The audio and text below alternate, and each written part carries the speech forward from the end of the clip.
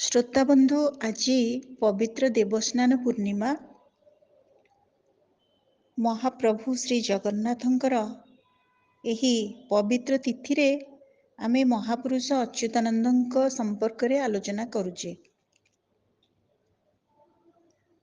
ମହାପୁରୁଷ ଅଚ୍ୟୁତାନନ୍ଦଙ୍କ ଅଷ୍ଟଗୁଜ୍ଜରୀର ସେଇ ସ୍ମରଣୀୟ ପଦ, ଭାବ ବିନୋଦିଆ ଠାକୁର ଭକ୍ତ ବତ୍ସଳ ହରି, ଭକ୍ତଙ୍କ ପାଇଁ କଳେବର ଦଶ ମୂରତି ଧରି, ଭକ୍ତ ତୁମ୍ଭର କି କରିବ ଭକ୍ତ ବୁଲରେ ଥାଅ, ଭକ୍ତ ପେଶିଲା ହସ୍ତିନାକୁ ଦୂତପଣରେ ଯାଅ, ଭକ୍ତ ଦେଖାଇଲା ସ୍ତମ୍ଭକୁ ସ୍ତମ୍ଭୁ ହେଲ ଉଦିତ, ଭୃତ୍ୟର ଭୃତ୍ୟ ପରିଭୃତ୍ୟ ଭଣେ ଦିନ ଅଚ୍ୟୁତ। ଶ୍ରୋତାବନ୍ଧୁ, ନିଜକୁ ଦାସାନୁଦାସ ମନେ କରୁଥିବା ଓଡ଼ିଶାର ପଞ୍ଚସଖା ଯୁଗୀୟ ସେହି ପରମ ସନ୍ଥ ମହାପୁରୁଷ ଅଚ୍ୟୁତାନନ୍ଦଙ୍କୁ ନେଇ ଆଜିର ଆମର ଏଇ ଉପସ୍ଥାପନା। ପଞ୍ଚସଖାଙ୍କ ସମ୍ପର୍କରେ ଉତ୍କଳ ଜନନୀ କବିତାରେ ପଲ୍ଲୀକବି ନନ୍ଦକିଶୋର ବଳଙ୍କର ସେହି ପଦ ମୋର ମନେ ପଡ଼େ, ଯେଉଁଠି ସେ ଲେଖିଥିଲେ, ଉତ୍କଳ ଗରଭୁ କେତେ ସାଧୁ ଭକ୍ତ ସୁତ, ଜନମୀ କରିଲେ ପ୍ରିୟ ମାତୃକୁଳ ପୂତ, ପଞ୍ଚସଖା ଆଦି ଭକ୍ତ ଘୋଷି ବ୍ରହ୍ମଜ୍ଞାନ କଲେ ସୁପବିତ୍ର। ନବମ ଶତାବ୍ଦୀର ଚର୍ଯ୍ୟାପଦ ଠାରୁ ଆରମ୍ଭ ହୋଇଥିବା ଓଡ଼ିଆ ସାହିତ୍ୟ ପଞ୍ଚସଖା ଯୁଗ ବା ଷୋଡ଼ଶ ଶତାବ୍ଦୀ ବେଳକୁ ପୂର୍ଣ୍ଣ ବିକଶିତ ଅବସ୍ଥାରେ ପହଞ୍ଚି ସାରିଥିଲା। ବୈଦିକ ଯୁଗର ଧର୍ମଧାରଣା ଓ ବିଭିନ୍ନ ମତବାଦର ପରିମାର୍ଜନ ଓ ପରିଶୋଧନ ହୋଇ ଏଥିରେ ବିବିଧ ବ୍ୟାଖ୍ୟାନ ସ୍ତରକୁ ତାହା ଉନ୍ନୀତ ହୋଇଥିବାର ଆମେ ଦେଖୁ। ତାରି ଭିତରେ ବୌଦ୍ଧ ଶୂନ୍ୟବାଦ ଆସିଛି, ନାଥ ଧର୍ମର ଶୂନ୍ୟବାଦ ଆସିଛି, ପଞ୍ଚସଖା ଯୁଗୀୟ ଶୂନ୍ୟବାଦ ମଧ୍ୟ ଆସିଛି।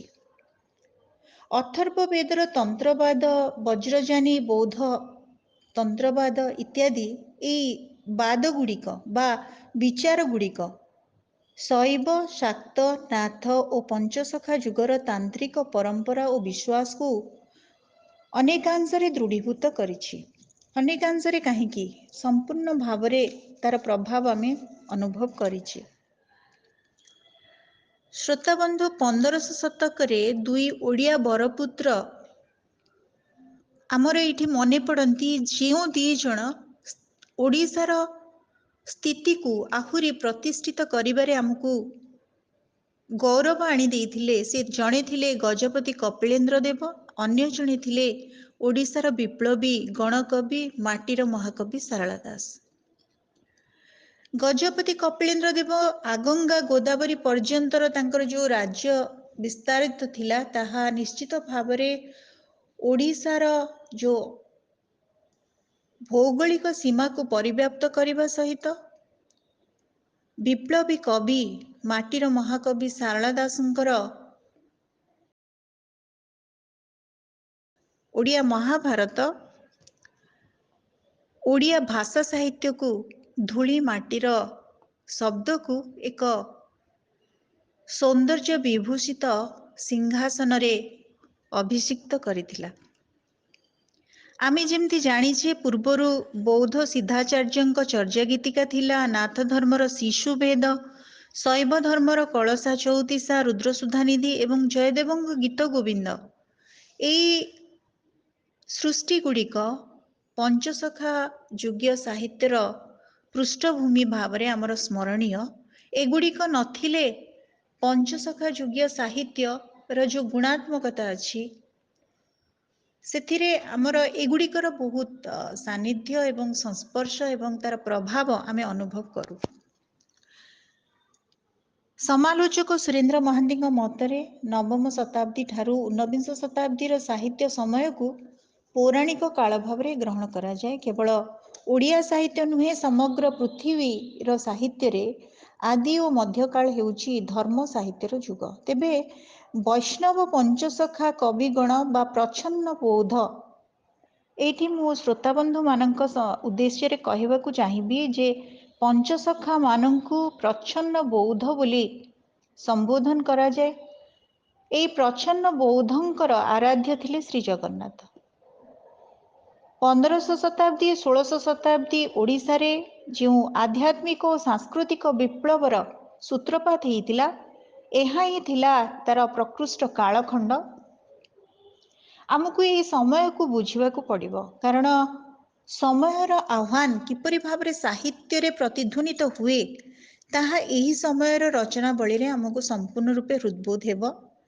ଆମେ ଯଦି ଭାରତୀୟ ସାହିତ୍ୟକୁ ଦୃଷ୍ଟିରେ ରଖିବା ତାହେଲେ ଉତ୍ତରରୁ କବୀର, ନାନକ, ଦାଦୁ, ଶ୍ରୀ ଚୈତନ୍ୟ, ଶଙ୍କରଦେବ, ଶଙ୍କରାଚାର୍ଯ୍ୟ, ରାମାନୁଜ, ବଲ୍ଲଭାଚାର୍ଯ୍ୟ, ନରସିଂହ ମୁନି, ନରସିଂହ ତୀର୍ଥ ପ୍ରମୁଖ ପରମ ବୈଷ୍ଣବ ମାନଙ୍କୁ ଆମେ ଦେଖୁ। ଆମେ ଯଦି ବୈଷ୍ଣବ ଧର୍ମ କଥା ମନେ ପକେଇବା ତେବେ ଓଡ଼ିଶାରେ ଖ୍ରୀଷ୍ଟୀୟ 5ମ ଓ 6ଠ ଶତାବ୍ଦୀ ବେଳକୁ ବ୍ରାହ୍ମଣ୍ୟ ଧର୍ମର ଯେଉଁ ବ୍ୟାପ୍ତି କାଳରେ ମାଠର ବଂଶୀୟ ରାଜାଗଣ ନିଜକୁ ପରମ ବୈଷ୍ଣବ ଓ ପରମ ଭାଗବତ ମଧ୍ୟ ବୋଲେଇଥିଲେ। ତେବେ ମୁଁ କହୁଥିଲି ଯେ ଭାରତୀୟ ସାହିତ୍ୟରେ ମଧ୍ୟ ବୈଷ୍ଣବ ସାହିତ୍ୟର ବା ବିଷ୍ଣୁ ଭକ୍ତ ମାନଙ୍କର ଯୋଉ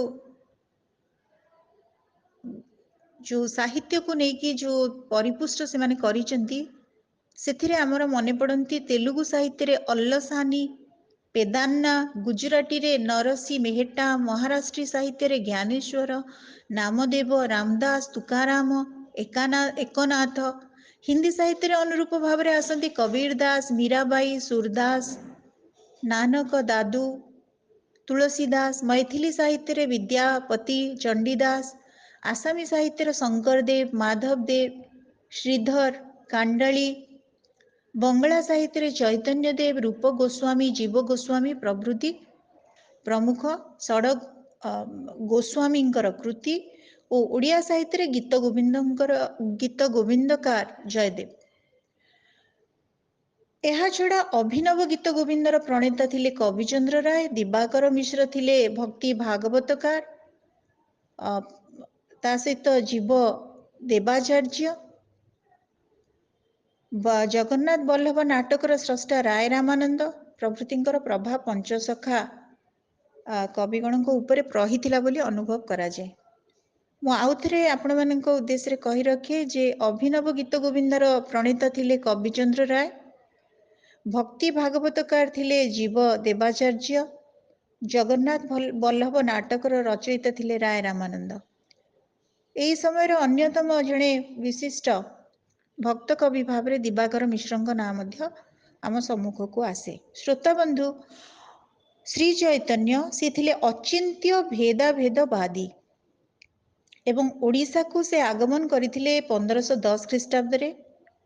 ସେ ପ୍ରଥମେ ପଣ୍ଡିତ ବାସୁଦେବ ସାର୍ବଭୌମଙ୍କ ଠାରୁ ପରାଜୟ ସ୍ୱୀକାର କରି ତାଙ୍କ ପରାମର୍ଶରେ ପ୍ରତାପରୁଦ୍ରଙ୍କର ଜଣେ ପ୍ରଧାନ ରାଜକର୍ମଚାରୀ ଏବଂ ସେ ମଧ୍ୟ ସେଇ ରାଜକର୍ମଚାରୀ ଜଣକ ଥିଲେ ରାଗାନୁଗା ପ୍ରେମ ଭକ୍ତିର ସାଧକ, ଯିଏକି ସେ ସମୟରେ ରାଜମାହିନ୍ଦ୍ରୀ ଠାରେ ଅବସ୍ଥାପିତ ଥିଲେ। ସେ ଅନ୍ୟ କେହି ନୁହଁ, ସେ ଥିଲେ ରାୟ ରାମାନନ୍ଦ। ସେଇ ରାୟ ରାମାନନ୍ଦଙ୍କ ଠାରୁ ରାଧାକୃଷ୍ଣଙ୍କର ଯେଉଁ ପରକୀୟା ତତ୍ତ୍ୱ ସମ୍ବନ୍ଧରେ ସେ ଜ୍ଞାନ ଅର୍ଜନ କରିଥିଲେ। ତେଣୁ ଆମେ ପଢ଼ିଛେ ଯେ ଚୈତନ୍ୟ ଚରିତାମୃତ ଗ୍ରନ୍ଥରେ ଶ୍ରୀ ଚୈତନ୍ୟ ସ୍ୱୀକାର ମଧ୍ୟ କରିଛନ୍ତି, ସବ୍ ଶିଖାଇଲ ମୋରେ ରାୟ ରାମାନନ୍ଦ। ଷୋଡ଼ଶ ଶତାବ୍ଦୀର ପଞ୍ଚସଖା ସାଧକ କବି ବଳରାମ ଦାସ, ଜଗନ୍ନାଥ ଦାସ, ଯଶୋବନ୍ତ, ଅଚ୍ୟୁତାନନ୍ଦ ଦାସ, ଅନନ୍ତ ଦାସଙ୍କ ଯେଉଁ ଯୋଗମାର୍ଗୀ ଜ୍ଞାନ ମିଶ୍ରା ଭକ୍ତି ଧର୍ମର ପ୍ରଚାର ହୋଇଥିଲା, ସେମାନେ ତାର ସାଧକ ଥିଲେ ଏବଂ ପରମ ବୈଷ୍ଣବ ମଧ୍ୟ ଥିଲେ। ଯଦି ଏଇଠି ଆପଣମାନଙ୍କ ଉଦ୍ଦେଶ୍ୟରେ ଜ୍ଞାନ ମିଶ୍ରା ଭକ୍ତି କ'ଣ ତାକୁ ଟିକେ ଆମେ ଜାଣିବା ଦରକାର। ଆମେ ଅନ୍ୟ ଅଡ଼ିଓରେ କରିଛେ, ବୁଝିଛେ, କିନ୍ତୁ ଆଉଥରେ ଆପଣମାନଙ୍କ ସୁବିଧା ପାଇଁ ମୁଁ କହିବାକୁ ଚାହେଁ, ଜ୍ଞାନ ମିଶ୍ରା ଭକ୍ତି ହେଉଛି ଚତୁର୍ବିଧ ଭକ୍ତିର ସମାହାର। ଗୋଟେ ହେଉଛି ପରା, ଅପରା, ଶୁଦ୍ଧା ଓ ଜ୍ଞାନ ମିଶ୍ରା। ଯଦି ଆପଣମାନେ ଭାବୁଥିବେ ଜ୍ଞାନ କହିଲେ ତଥାକଥିତ ଲୌକିକ ଜ୍ଞାନ, ନା ତାହା ନୁହେଁ, ତାହା ହେଉଛି ମହାଜ୍ଞାନ, ଯାହାକୁ ଆମେ ବ୍ରହ୍ମ ଜ୍ଞାନ ବୋଲି କହୁଛେ, ସାଧାରଣ ଜ୍ଞାନରୁ ଉର୍ଦ୍ଧ୍ୱାୟିତ ଜ୍ଞାନ। ତେବେ ପଞ୍ଚସଖା ଯୁଗର ସାହିତ୍ୟିକ ଅବଦାନ ଭାବରେ आमे पुराण साहित्य को देखु अनेक काव्य गीता संहिता गीतिका आमे देखु यहाको एपिक युग बोली मध्ये आमे जानिचे। श्रोता बंधु मानक उद्देश्य रे एटा कहबाकू चाहिबी जे पंचसखा युग को पुराण युग निश्चय कुआ जाए, एपिक युग मध्ये कुआ जाए। बलराम दासंकर दांडी रामायण गोटे एपिक, जगन्नाथ दासंकर भागवत गोटे एपिक, अच्युतानंदंकर हरिवंश गोटे एपिक। ए माने थिले परम वैष्णव। आमे जदि वैष्णव धर्म कथा उल्लेख करिबा तेबे ओडिसा रे ख्रीष्टीय पंचम आउ षष्ठ शताब्दी बेलू ब्राह्मण्य धर्मर व्याप्ति काल रे माठर वंशीय राजागण निजको परम दैवत परम भागवत बोलाउथिले। तत्परवर्ती सोमवंशी राजा माने निजको परम वैष्णव परम भागवत एमिति कि राणी बासट्टा से निजको परम वैष्णवी भावरे अभिहित करथिले। ख्रीष्टीय सप्तम अष्टम शताब्दी रे भौमकर वंश राजा निजको परम सौगत उपाधि रे भूषित कराइथिले एवं बौद्ध धर्मर प्रचार प्रसार मध्य करथिले। भौमकर वंशर साम्राज्ञी थिले दंडी महादेवी और त्रिभुवन महादेवी। एमाने निजको परम वैष्णवी बोली कहिथिले एवं कात्यायनी बोली निजको आख्यायित करथिले। ज्ञान सिद्धि जो ग्रंथ अछि सेथिरे जगन्नाथ ही बुद्ध बोली एहार रचयिता इंद्रभूति स्पष्ट करिसेंती एवं आमे पढ़िछे जे प्रणिपत्य जगन्नाथम सर्व जीवे परार्चितम सर्वबुद्धमयम सिद्धि व्यापिनम गगनोपमम। ओडिसी वैष्णव धर्मर मूलपिंड श्री जगन्नाथ आमे जानू ओमिनि प्रेजेंट ओमिनि पोटेंट ओमिनिशिएंट। से शून्य सर्वक्रम सर्वव्यापी सर्वशक्तिमान सर्वमय सर्वव्यापी अबांग मानस गोचर निराकार निर्गुण पुरुषोत्तम। से हेउछन्ति नित्य कृष्ण। से शून्य आमे जाने जे शून्यम शून्यम महाशून्यम शून्यम मध्ये निरंजनम। निरंजन मध्ये ज्योति सज्योति भगवान स्वयं। तेणु अच्युतानंदंकर से शून्य संहितारे ए शून्य ब्रह्मंकर निराजना रही। शून्य संहितारे से उल्लेख करिसेंती अरूपरु नाना रूप हुए सिना स्वरूपे अरूप मिसे अरूपरे जेहु स्वरूपरे सेहु वस्तु भिन्न क्रमे बसे। श्रोता बंधु जोगनिष्ठ सिद्ध पुरुष संत कवि अच्युतानंद दासंकु नेकी आज आमर ए सुंदर आलोचनाटी मु उपस्थापन करी। आशा करुछि आपण मानकु निश्चय भल लागिबो। दिव्य द्रष्टा कवि अच्युतानंद जी थिले जणे परम संत परम वैष्णव। से 1482 मसीहा बा गजपति पुरुषोत्तम देवंकर 21 अंकरे जन्म लाभ करथिले। से थिले हठ जोगी, से थिले तांत्रिक साधक। तेबे से दीर्घायु थिले, दीर्घ वर्ष धरी से जीवित थिबारु पुरुषोत्तम देवंक अंकरे जन्म होउछन्ति, किंतु गजपति प्रताप रुद्रंक शासन काल पर्यंत तांकर प्रतिष्ठा रहिथिला। तांकर कवित्व पांडित्य और साधनार विकास मध्य से समय रे होइथिला। अच्युतानंदंक रचित उदय कहानी तांकर तथा पंचसखा कविंकर जन्म इतिहास को आमे जानी पारे। एठी बारंबार श्रोता बंधु उद्देश्य मु कहिबी जे आजिर आलोचना बहुत गवेषणात्मक। तेणु अच्युतानंदंकु नेकी जेतेबेले आमे आलोचना करूचे पंचसखांक संपर्क रे आहुरी ज्ञान लाभ करिया पई अच्युतानंदंक द्वारा लिखित उदय कहानी पुस्तक रे संपूर्ण सेमानकर विवरणी एवं तांको जन्म इतिहास जानी हुए बोली आलोचक माने मत दियंती एवं जानिचे आमे। एवं आमको ये मन रखा पड़ो जे अच्युतानंद से कटक जिलार चित्रोत्पला नदी तीरस्थ प्रसिद्ध नेमाल ग्रामर प्राय 1 माइल दूरवर्ती गोटे ग्राम, सेटा हूँ तिलकणा। सेठी आजिर दिन रे आज जो आमे आलोचना करुचे अर्थात गोटे एकादशी रे शुक्ल एकादशी तिथि रे से जन्म ग्रहण करथिले। तांकर पिता थिले दीनबंधु खुंटिया, माता थिले पद्मावती देवी। अच्युतानंदंक पितामह थिले गोपीनाथ महांती, श्रीक्षेत्रर छामुकरण। ଅଚ୍ୟୁତାନନ୍ଦଙ୍କ ପିତା ଶ୍ରୀକ୍ଷେତ୍ରରେ ରାଜାଙ୍କ ଆଦେଶରେ ଖୁଣ୍ଟିଆ କର୍ମ କରୁଥିଲେ ଏବଂ ଖୁଣ୍ଟିଆ ଯେଉଁ ଆମର କାଷ୍ଟ ଗୋଟେ ଅଛି ଜାତି ସାଙ୍ଗିଆ ସେଟା ନାମରେ ସେ ପରିଚିତ ଥିଲେ ଖୁଣ୍ଟିଆ ବୋଲି। କୌଣସି କାରଣରୁ ଦୀନବନ୍ଧୁ ରାଜରୋଷର ଶିକାର ହୋଇ କାର୍ଯ୍ୟଚ୍ୟୁତ ହୋଇ ନିଜ ଗାଁ ତିଳକଣାକୁ ସପରିବାର ଫେରି ଆସିଥିଲେ ଏବଂ ସେଇଠାରେ ହିଁ ଅଚ୍ୟୁତାନନ୍ଦଙ୍କର ବିଦ୍ୟାଧ୍ୟୟନ ବ୍ୟବସ୍ଥା ହୋଇଥିଲା। ପିତାମାତାଙ୍କ ସହିତ ଶ୍ରୀକ୍ଷେତ୍ରକୁ ଥରେ ବୁଲିବାକୁ ସେ ଯାଇଥିଲେ ଏବଂ ସେଇଠି ଶ୍ରୀ ଚୈତନ୍ୟଙ୍କ ସହିତ ଅଚ୍ୟୁତାନନ୍ଦଙ୍କର ସାକ୍ଷାତ ହୋଇଥିଲା।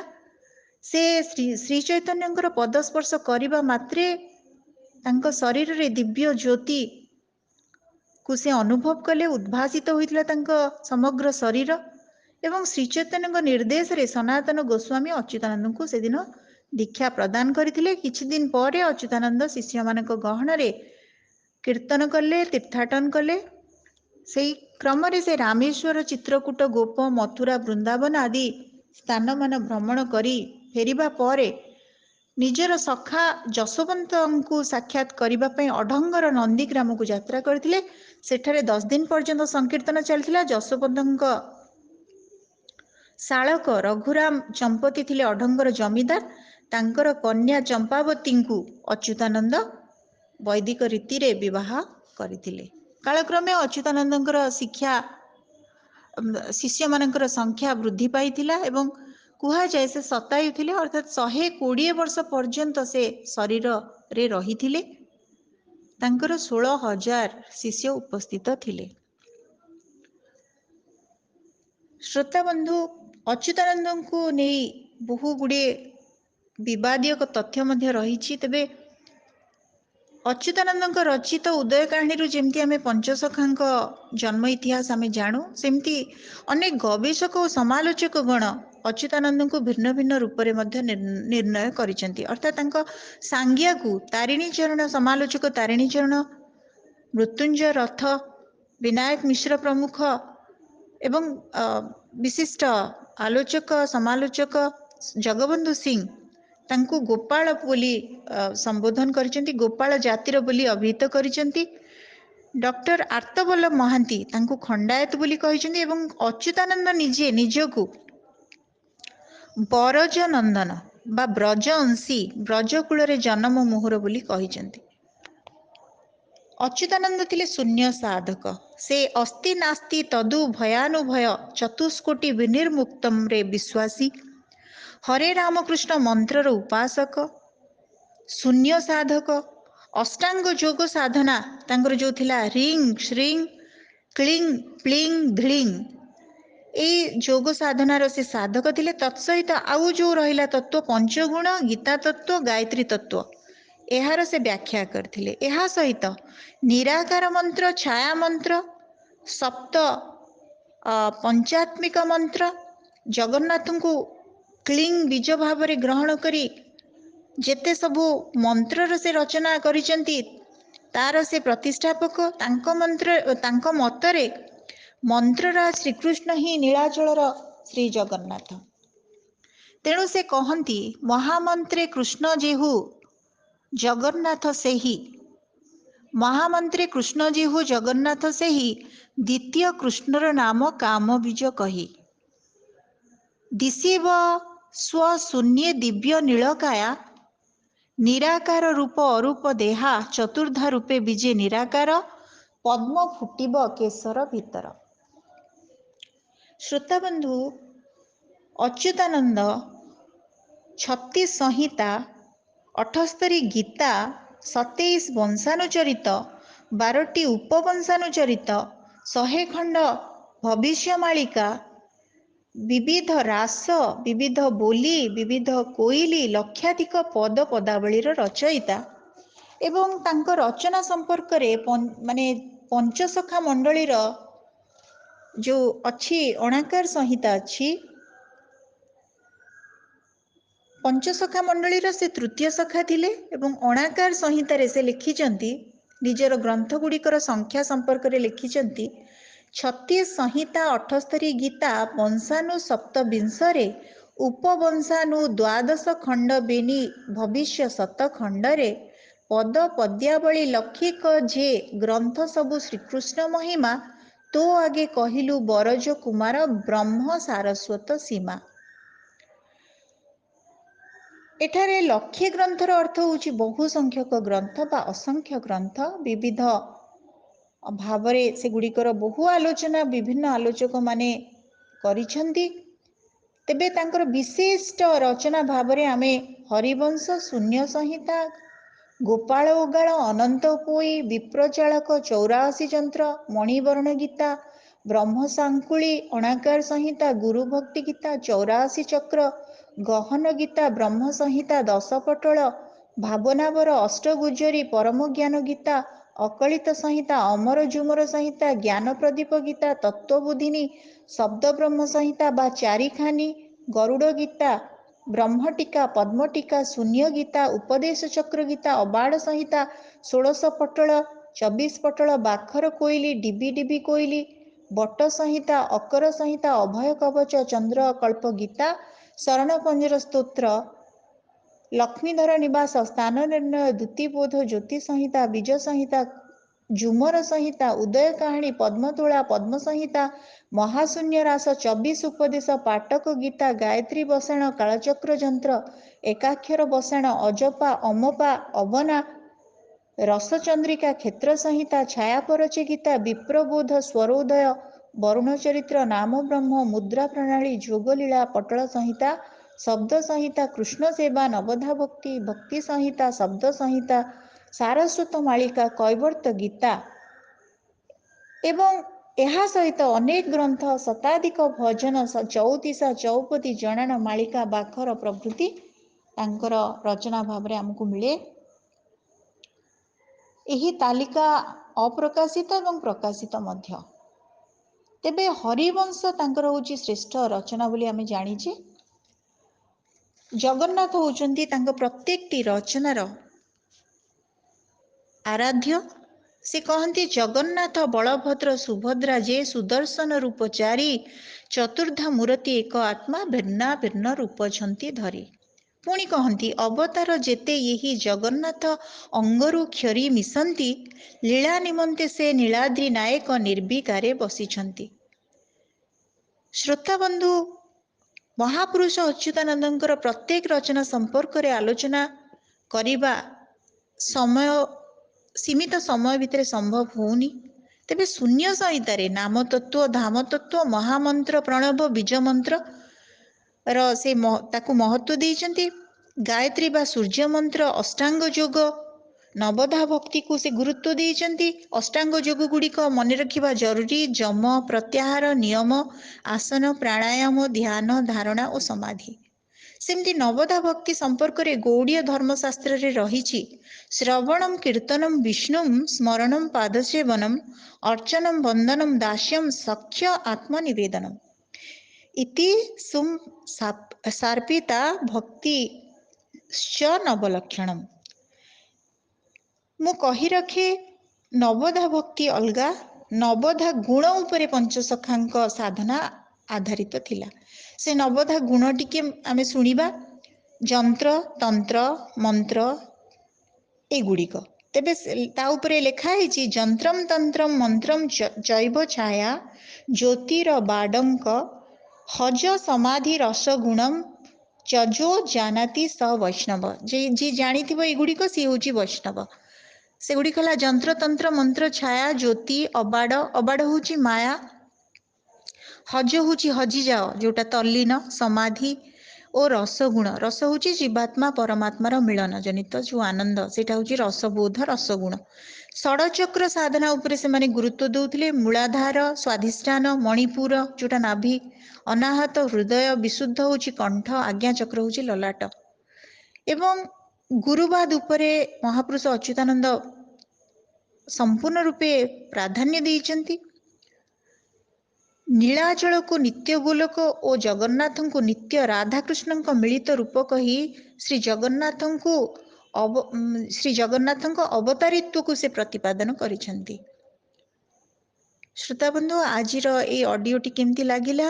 ଆପଣମାନଙ୍କର ମତାମତ ଅପେକ୍ଷାରେ ରହିଲି। ତେବେ ଅଚ୍ୟୁତାନନ୍ଦ ପ୍ରାକୃତ ଓଡ଼ିଆ ଭାଷାର ଜଣେ प्रतिनिधि कवि भावरे जेतिकी स्मरणीय आमर पुण्य भूमि उत्कलर जड़े विशिष्ट त्रिकालदर्शी सन्थ भावरे सेतिकी स्मरणीय। आजिर पवित्र देवस्नान पूर्णिमा रे मु तांकु प्रणाम जणाउछि। आपण मानकर मतामत अपेक्षा रे रहिली। धन्यवाद।